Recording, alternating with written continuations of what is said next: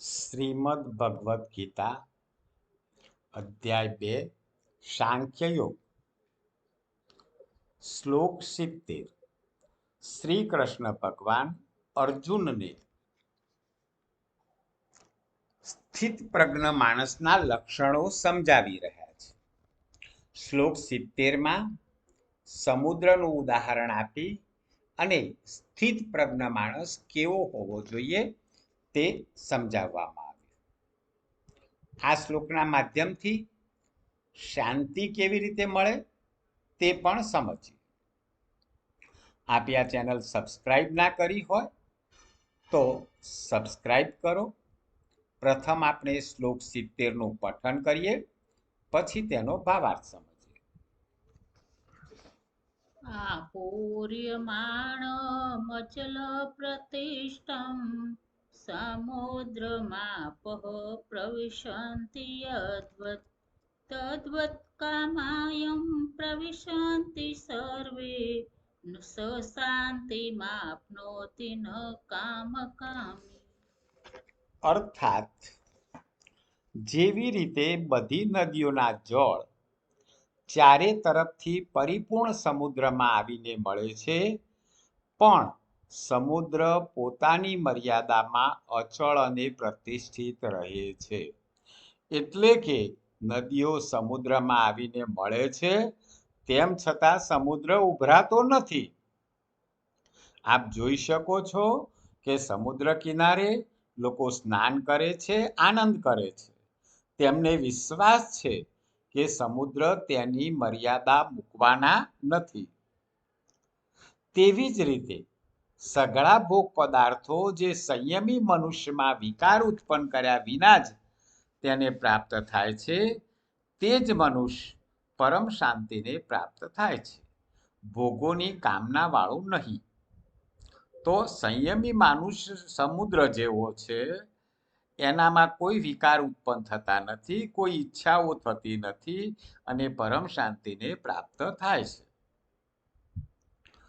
વર્ષા ઋતુમાં નદીઓમાં પૂર આવી જાય છે અને ચારે બાજુથી નદીઓનું પાણી પરિપૂર્ણ સમુદ્રમાં આવીને મળે છે, ત્યારે પણ સમુદ્ર ઉભરાતો નથી અને પોતાની મર્યાદામાં જ રહે છે.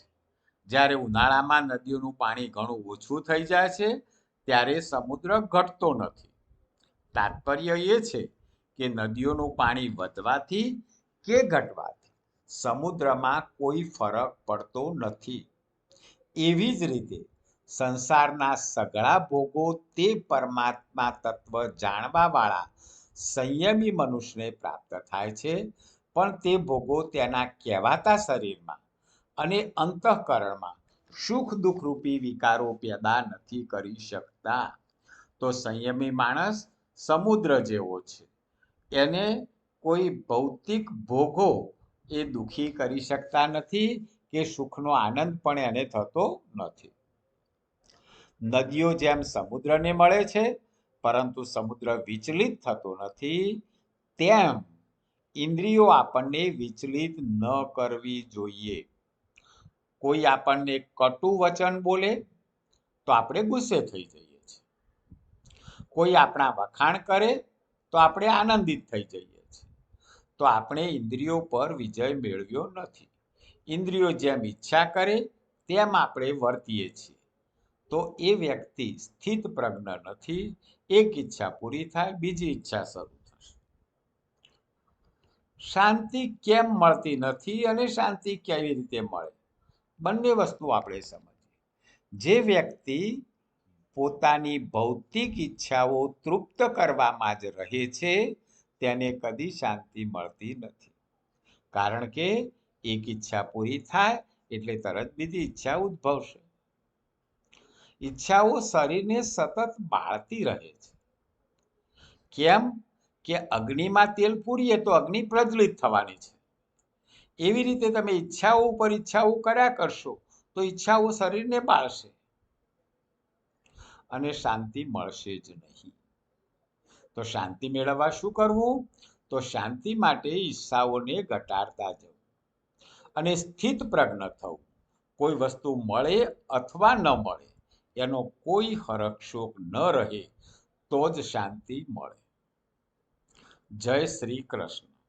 આપે આ ચેનલ સબસ્ક્રાઇબ ના કરી હોય તો spiritual motivational by Haresh Joshi subscribe કરો. આપના પ્રતિભાવો કોમેન્ટ બોક્સમાં લખો. જય શ્રી કૃષ્ણ.